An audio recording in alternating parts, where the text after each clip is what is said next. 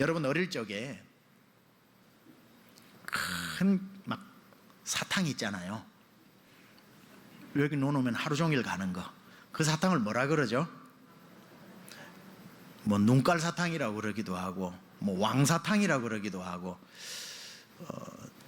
제가 어릴 적만 하더라도 일본 말들이 많이 남아 있었기 때문에 오다마라 그러기도 하고 뭐 이거 하나 넣어 놓으면 잘만 굴리면은 하루 종일 굴러가는, 뭐 어떨 때 뺐다가 넣었다가 이쪽에 한참에는 여기 오돌도돌 생기면 이쪽으로 옮겨놓고 이쪽 빨아먹고, 이쪽으로 또 한참 놔두면 여기가 오돌오돌 생기면은 이쪽으로 옮겨놓고 이쪽 빨고 하면 하루 종일 놀아도 당이 딸리지 않는 그러한 멋진 사탕이 있었습니다.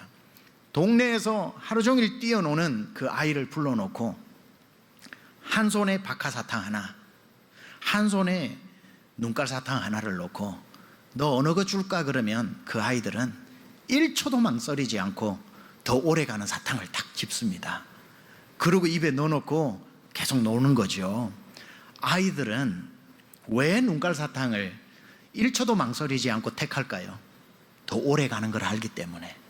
박하사탕은 입에 넣으면 금방 스르륵 그냥 부서지는 것을 아는데 눈깔 사탕은 하루 종일 간다는 걸 알기 때문에 그 아이들은 금방 무엇이 더 오래 가는지를 알고 선택합니다.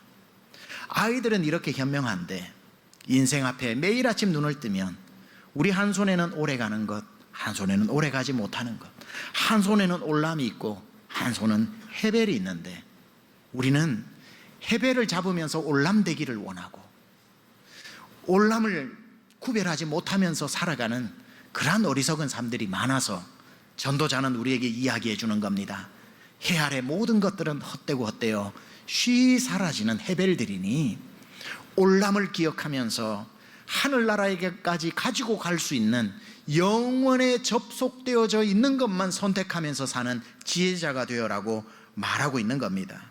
오늘 우리의 인생의 선택이 바로 이의 연속입니다. 무엇이 금방 입김처럼 사라지는지, 무엇이 금방 주전자에서 나오는 그 수증기처럼 사라지는지를 기억하고 무엇이 죽어서도 남는지 영원한지를 구별하고 그것을 붙잡으면서 살아라고 전도서가 우리에게 웅변하고 있는 겁니다.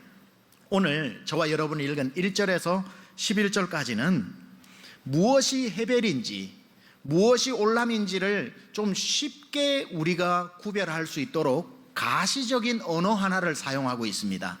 그래서 오늘 1절에서 11절까지 올람과 해벨을 구별하는 선이 하나 있는데 그게 뭐냐면 하늘에 떠 있는 해, 하늘입니다. 그래서 해 아래 있는 것과 해 위에 있는 것으로 올람과 해벨을 구별하고 있는데 오늘 성경에서는 해 아래 있는 모든 것들이 헛되고 헛되다는 거예요. 해 아래 있는 모든 것들이 순식간에 지나가는 것들이고 해 위에 있는 것들이 바로 영원한 것이니 해 아래 살아가는 모든 지나가는 것들에 집착하면서 살지 말고 비록 우리가 오늘을 해 아래 살아도 해 위의 삶이 있다는 것을 알고 해 위의 삶을 살아가라고 이야기해주고 있는 겁니다. 전도자는 해 아래 있는 것이 모두 해벨이고 해 위에 있는 것은 올람이라고 말하며 3절에 이렇게 이야기하죠. 해 아래에서 수고하는 모든 수고가 사람에게 무엇이 유익하겠는가? 해 아래에 있는 것은 단지 해벨일 뿐이라고 이야기합니다. 그래서 세상에는 두 종류의 사람이 있어요. 해 아래에서 해벨을 붙잡고 사는 사람이 있고 해 아래에서 올람을 붙잡고 사는 사람이 있습니다.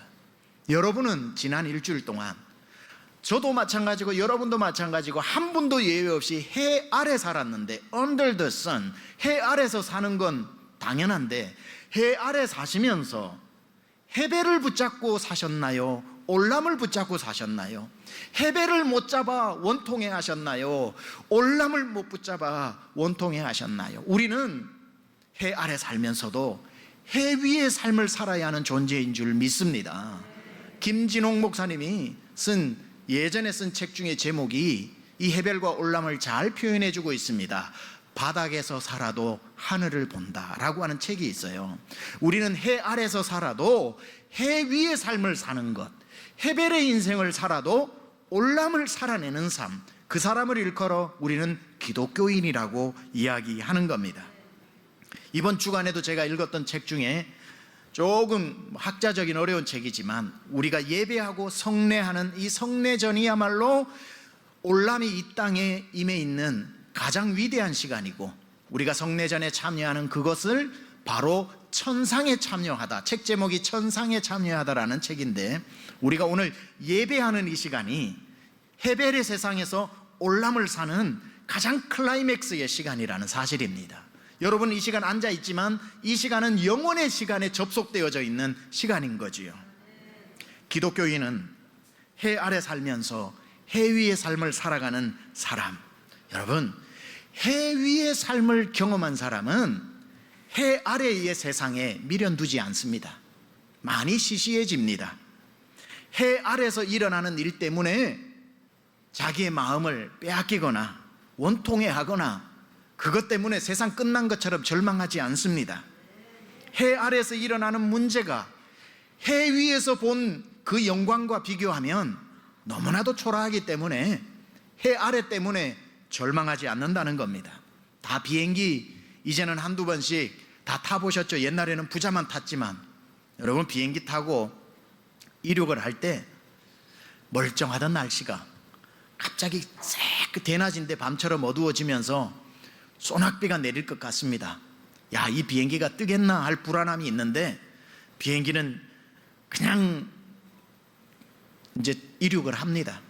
갑자기 비가 쏟아지기 시작을 하고 구름은 얼마나 시커멓게 으르렁거리면서 머리 위에 내려앉는지, 그 내리는 비가 비행기의 창문을 때리는데 소리가 왜 그렇게 아픈지, 그리고는 정말 무서운 소리로 하늘이 우르릉 쾅쾅 하는데 옆에서 번개가 짜작 하고 칩니다.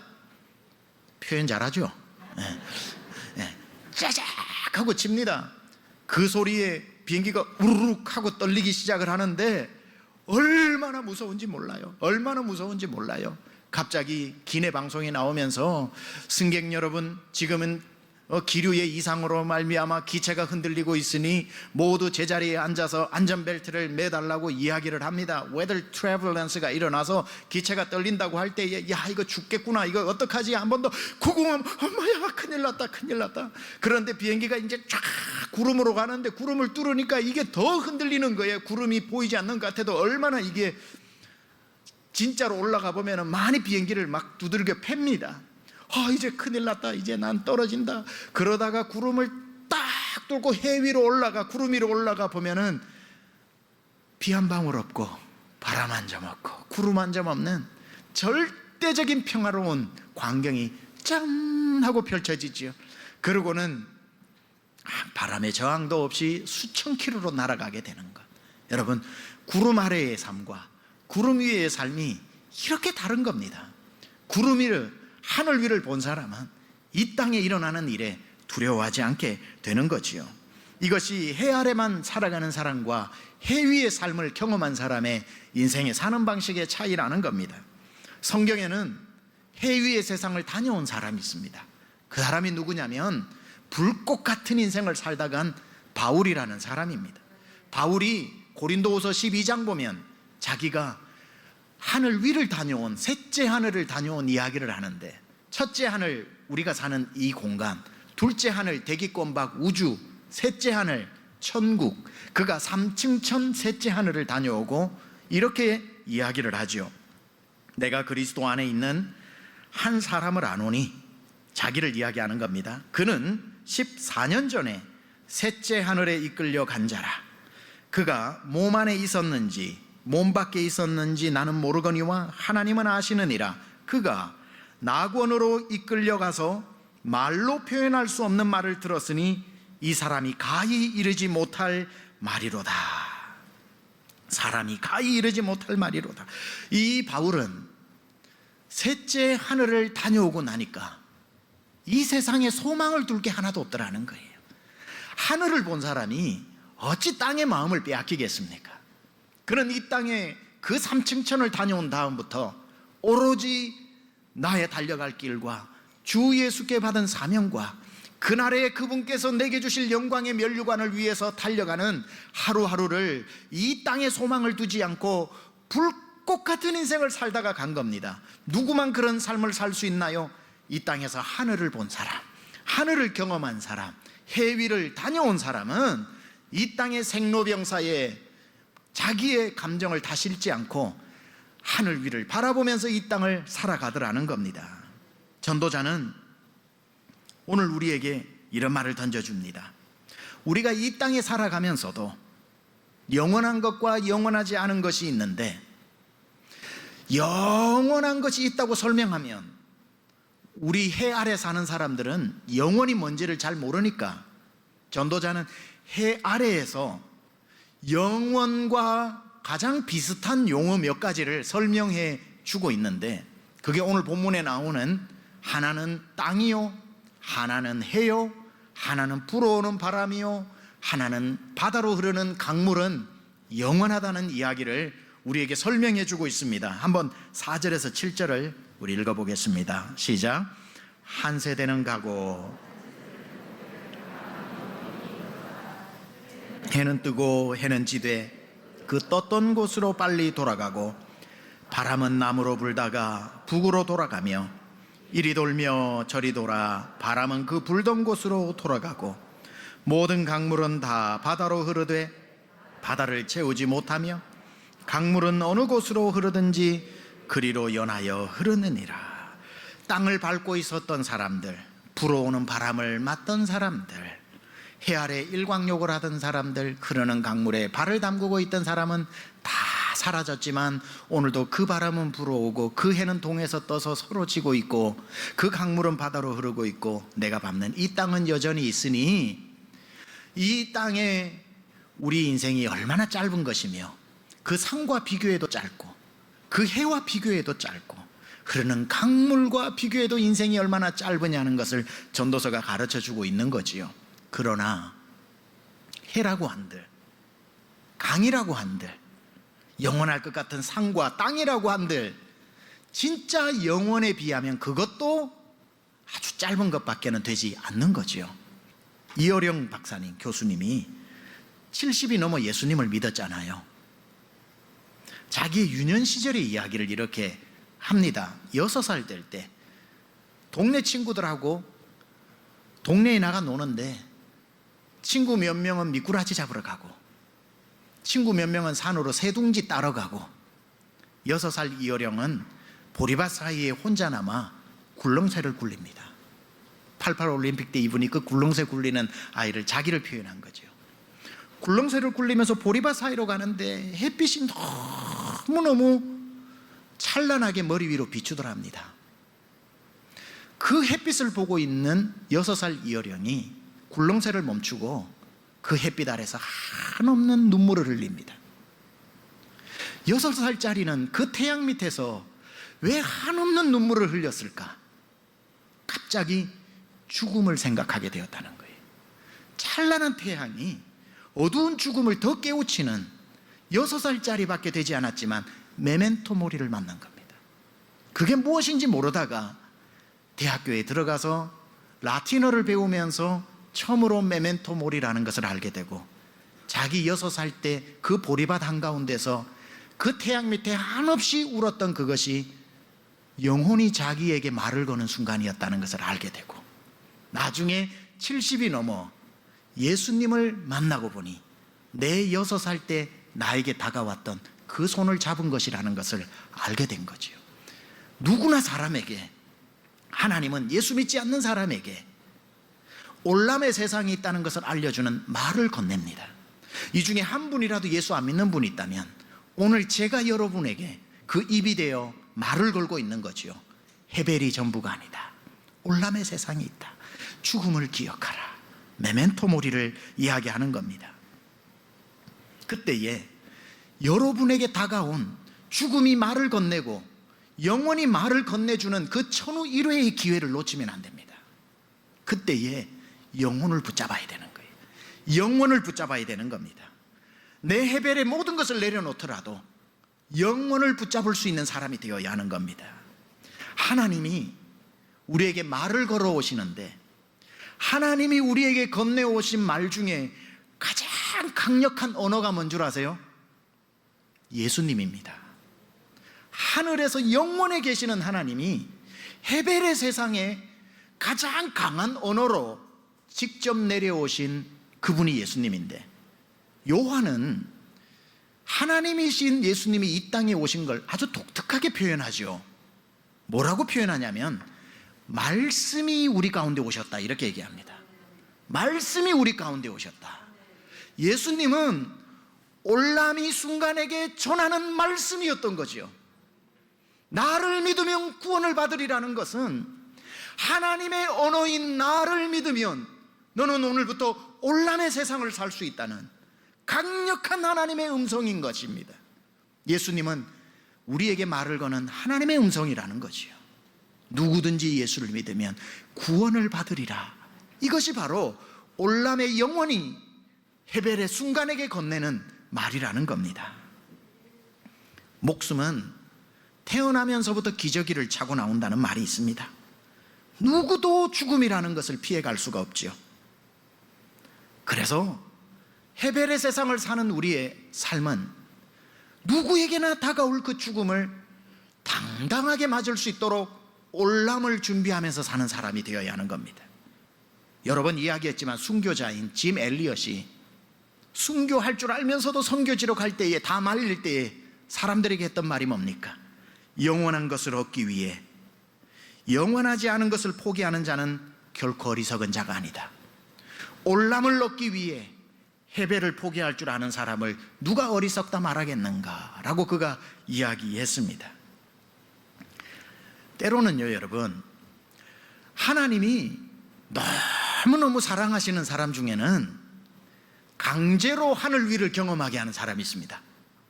강제로 하늘 위를 보여줘가지고 인생을 바꾸는 사람이 있어요. 이런 경우입니다. 임사 체험하시는 분들. 분명히 의사가 죽었다고 얘기했는데 몇십 초 동안 물리학적으로 죽었다가 깨어나거나 길게는 몇십 분인 죽었다가 깨어나는 경우가 있어요. 그분들은 죽음의 문턱을 갔다 온 사람이거든요. 다른 표현, 오늘 표현을 하자면 해위를 잠시 구경하고 온 겁니다. 임사 체험하고 깨어나시는 분들의 공통점이 뭔 줄 아세요? 이전과 다른 삶을 산다는 겁니다. 세상을 다르게 봅니다. 왜냐하면 하늘 위를 보고 왔거든요. 아하, 이 땅의 것이 전부가 아니라는 걸 억지로라도 경험하고 왔거든요. 내 손에 쥐고 있는 것이 수증기처럼 사라진다는 것을 알고, 아, 이 모든 것이 하늘에 쌓는 것이 되지 않고는 아무 의미 없다는 것을 알고, 그분들이 예수님을 믿는 사람이든 믿지 않는 사람이든 인생을 다르게 살더라는 거예요. 누가? 하늘 위를 10초라도 경험하고 온 사람. 꼭 임사체험 아니더라도 비슷한 경험은 우리는 살면서 합니다. 불치의 병에 다 죽을 줄 알았다가 치료받은 사람. 저 교통사고는 100명이 저 교통사고를 놔도 100명이 다 죽을 수밖에 없는데 살아 돌아온 사람. 공통점이 뭔 줄 아세요? 이전하고 다른 삶을 산다는 거예요. 하늘을 경험하고 온 사람은 땅의 삶이 달라질 수밖에 없는 겁니다. 올람을 경험한 우리 그리스도인들은 헤벨의 세상을 다르게 사는 사람, 바닥에서 살아도 하늘을 보는 삶을 살아야 하는 겁니다. 자, 이제 마무리하면서, 그렇다면 저도 여러분도 해 아래서 살아가는 오늘 하루하루를 어떻게 살아야 할까요? 만약 전도서에 이 헤벨을 허무라고 해석한다면 오늘부터 우리는 허무하게 살아야 됩니다. 이런들 어떠하리, 저런들 어떠하리 하고 살아야 되지만, 전도서는 허무하게 살아라고 쓰여진 책이 아니라 우리에게 가르쳐 주는 것이 이 얼마나 짧은 인생이냐, 그러므로 소중하게 살아라 라고 가르쳐 주는, 그게 전도서라는 겁니다. 전도서는 우리 인생이 얼마나 살같이 빨리 흘러가는 광음과도 같은 것인지를 깨우쳐 주는 겁니다. 그래서 전도서를 제대로 읽으면 여러분이 어떻게 바뀌어야 하냐면, 내 앞에 있는 모든 것이 쉬 사라질 것이기 때문에 너무나도 소중한 존재라는 것을 알고, 그 한 사람 한 사람을 다시 못 볼 사람처럼 소중하게 여기고 귀하게 여기면서 살아가게 된다는 겁니다.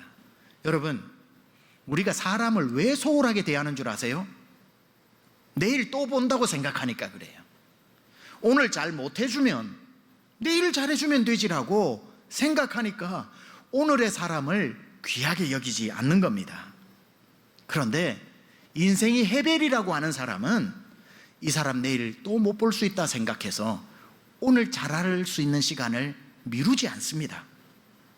일리아드 오디세이에 보면은 참 재밌는 얘기가 나오는데, 신이 인간을 질투합니다. 신이 왜 인간을 질투하냐라고 물어봤을 때 한 가지 이유 때문입니다.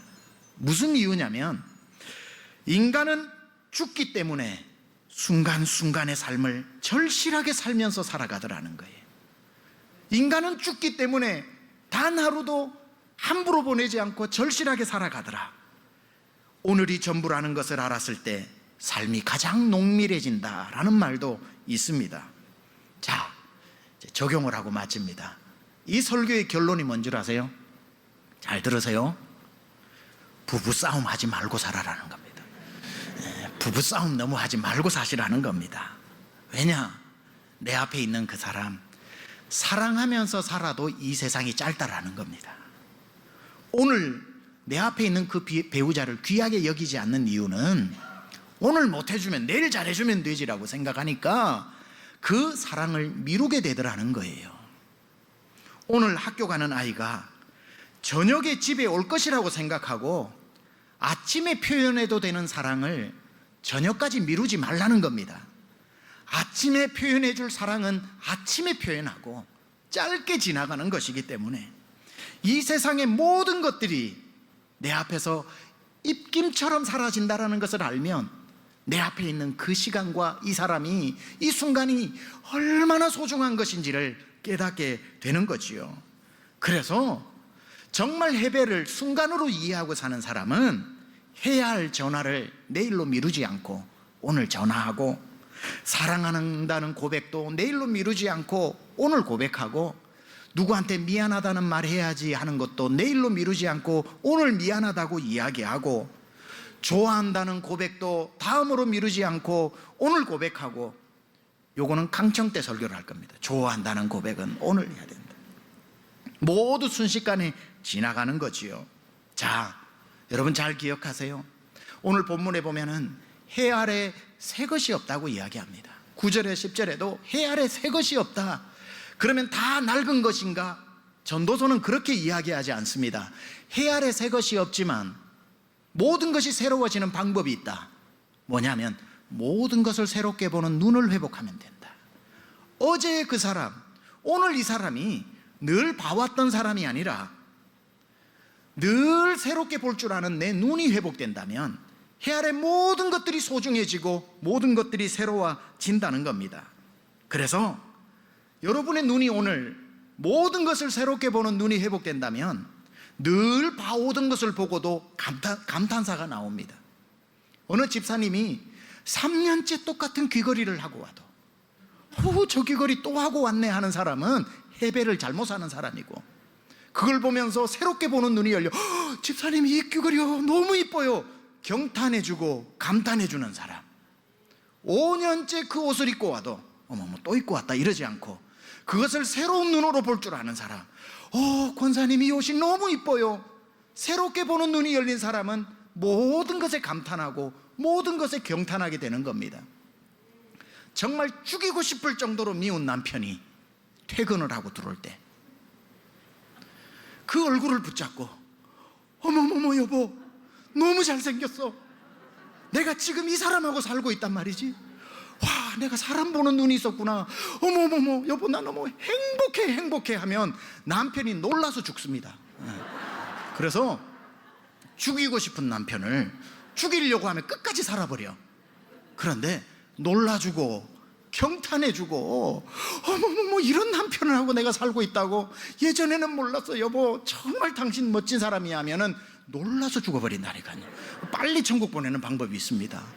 늘 가족들을 보고 경탄해주고 놀라주고 와 해주고, 이게 순간적으로 지나가는, 이 또한 지나가는 그 순간 속에 만나는 사람들, 가족이 되고, 여러분 교회에 와서 1년만 다녀보세요. 그 설교가 그 설교고 그 찬양이 그 찬양 같아도 은혜는 누가 받냐면 첫날 오는 마음으로 새롭게 볼 줄 아는 사람, 새롭게 들을 줄 아는 사람이 50년을 그 교회 다녀도 은혜를 받는 겁니다.